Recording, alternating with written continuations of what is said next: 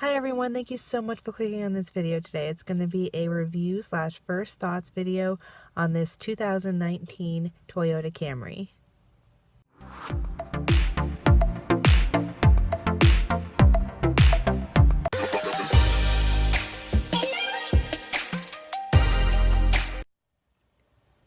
Okay, so I'm going to be doing this video from inside the car at night, even though most of the video is going to have pictures of the car in the day. I'm going to be doing the video mostly through pictures, kind of like a slideshow, but I just wanted to talk during it all. So I'm just going to tell you my thoughts and preferences on the vehicle, what I found I liked and didn't like about it. I basically really do like the look of it. The exterior, I really like it from the color to the sporty look, and I like the rims on it and the grille, and I like that it has kind of a dual muffler, and I just really do like the exterior look of it. And then on the inside, I have more to talk about, okay? So on the inside, I really do like the seats. They're very comfortable. I like the way it contours to your back especially. And I like that there's, like an actual shape to them. Like it really does. It contours to your body and it's super comfortable, which I like that a lot because there's so many seats that I've tried that just don't. So I appreciate these seats a lot. And then I also was a little shocked at the lack of screens. Like they have the main screen that you can use for your music, and it also has like a map and navigational system, and it has a rear view camera. But the gas monitor, like the level of gas and the speedometer and like a few other things are just, you know, with the gauges like they used to be, which I thought was interesting for a 2019 model. I don't hate it, I just thought it was interesting. And the amount of space in here is amazing. Like, they have several different storage compartments, and you can literally have 2 car seats in the back and have plenty of legroom for the people in the front, which is huge because I have had vehicles before, like I had a Mitsubishi Lancer, and that was not a good time when you're trying to have children in the back and adults in the front. The people in the front are just crammed and there's no legroom because you're giving all the room to the kids because you have to give them enough room for their car seat that is quite big to work. Like you stick the base in there and you're like, oh, there's so much room. And then you stick the car seat in there and you're like, just kidding. There's no room at all. And then you're just kind of in this awkward place, which I have gotten rid of vehicles for. That won't happen again though. But I really do appreciate the space in here. And I also like that the roof is pretty high up. So when you have heat or the AC on, it blows up into the roof and can get to the people in the back, which is huge because I've also had vehicles like the Mitsubishi Lancer in particular. Not that I'm purposefully hating on this vehicle, I just had some bad experiences once I started having kids. That's a great vehicle for like just 2 people. But once you start putting people in the back seat, it's a totally different story. So I noticed that when I was in that vehicle, the kids in the back would get over hot or over cold really easily because the seats were so close together and the seats were also so close to the roof that the airflow just didn't really get to the back and the kids were just always the wrong temperature.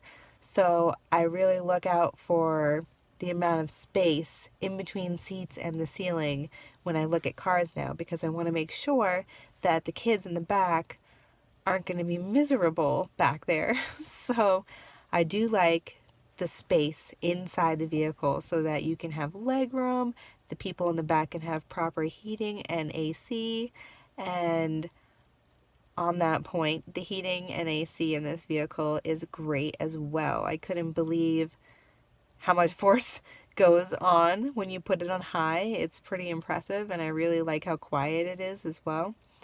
The whole vehicle is really quiet, except for, oh my goodness, if the people in the front do not put their seatbelts on, it is the most intense system I've ever heard. It's a little excessive, I feel like. I've never heard a seatbelt sounder go off so obnoxiously in any vehicle I've ever driven. But this vehicle is clearly all about safety, my goodness. And then another thing about sound with this vehicle is I noticed that if you roll your windows down and you still have, the car on, if you try to shut the door, it lets you know that your windows are open, which I think is pretty cool because if you walk away from the vehicle and the windows are down and you forget, it'll actually notify you. It makes a sound and it puts a big display on the screen telling you that the window is open, which I knew, but it was interesting that my car was telling me that as well. So that was something. And then I really do also like the steering wheel. I know that sounds weird, but I like the steering wheel because of the layout of the buttons and everything. I really like how easy it is and just convenient everything is. And then on the back of the steering wheel, you've got the cruise control, like you just pull it in to go slower or faster on either side, which is something that I haven't seen in any of the other vehicles before. And you know what? I don't even think I took a picture of that for you guys because it's not really like something you really take a picture of, but it's there. And I think that that is super helpful when you're trying to use your cruise control. And there are, I just don't want to miss anything. There's so much space in the trunk. I really was shocked at how much space is in this trunk for the size of the car itself, on top of all the space that's within it. It's like Mary Poppins bag. It's the car of never-ending space, even though it looks so small. And I could literally fit my kid's stroller inside the trunk and still have plenty of room. Like if I went shopping and I needed the stroller, I could have it in my car, go shopping, use the stroller, and still have room for all my groceries, or a good chunk of them, I feel like, anyway. And that's pretty impressive for the size of the vehicle itself. And you can pull down some cup holders and like an armrest in the middle in the back seat, which is good for kids as well, which I didn't post a picture of either, just because I'm never really going to use that, and it's just cups. But it is back there as well. I noticed that the lights that are lighting my face up right now, the lights that go just above the rear view mirror that you can put on to see things within the car, are LED, which is also the first time I've ever seen LED lights for those. Usually there's like that one big light that is kind of old-fashioned and you poke it and it turns on, right? Well, there's like a separate button and then the LED lights come on, and that's great if you're looking for something, but I don't really like to turn them on when we're driving because I feel like it's gonna blind my husband. Like the LED lights are just awfully bright and they really do light up the car quite a bit. But I mean, they're great if you're looking for something, and if the driver doesn't care, they're extra bright. There are two of them. They're little, but that doesn't matter because they're LED and they're bright. And then the one in the middle of the vehicle is that older looking yellow hued light. So I don't understand why they didn't put LED in both, but to each their own. And then for all those that are wondering, there is not a light in the, like, in this, like when you pull it down and look, there's no light, but I know some cars do. And there's no moonroof, which is weird because the 2015 model has a moonroof, so I'm not understanding why it's not in the 2019 model, but okay, that's fine. I never really used the moonroof anyways. And I'm just trying to think of what else there is to talk about. I mean, it's just a car, but oh, you know what? It's a little thing. The button to open up the gas door is next to the steering wheel, which I haven't seen that before either. Usually it's like on the floor somewhere, which is a pain in the butt because I know that especially in the winter, like I get snow all over that and then I have to touch it. But they actually have a button instead of a lever. It's just a button that you push just to the left of your steering wheel, which I think is much more efficient. And there's some USB ports in certain places for you to charge things, and then there's the 12 volt 120 watt cigarette lighter looking electric port. And yeah, I do like this car a lot. I think that when you're driving it, it's very smooth on the road. I've also noticed that when you're driving the vehicle, the gas pedal, instead of you pushing it down slowly and being jerked forward, you push it down slowly, and like it takes a minute for you to start really going, which is great when you're just cruising along, but like when you're trying to hurry out of a quick location, like if you're trying to squeeze in between two cars and be fast about it, like from your driveway or from just like any pull out place, you're trying to pull out fast and get into traffic that's already flowing, it's kind of, you have to push down on the gas a little harder than you would think to really get that quickness to it. Otherwise, it's just really smooth.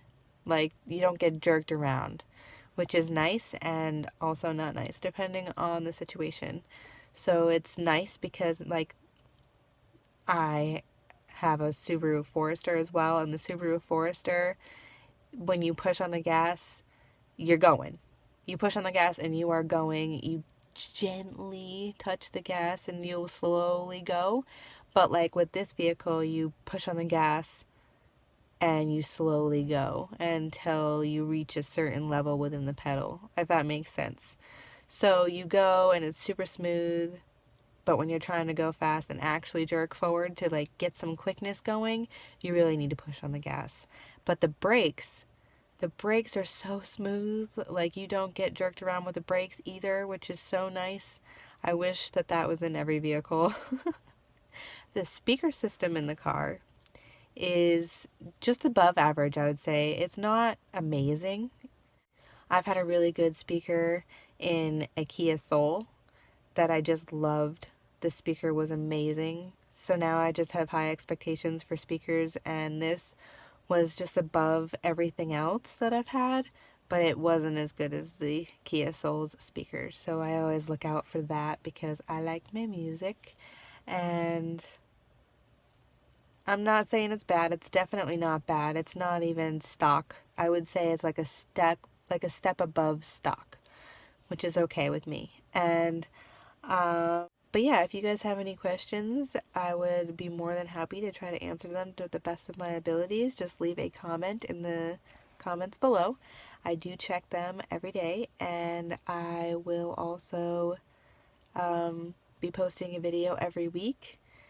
Not on this car, but I post a video every week, and I hope that you guys like this video, and I hope that if you like my content in general, that you like and subscribe to my channel, and I will see you in the next one. Thanks.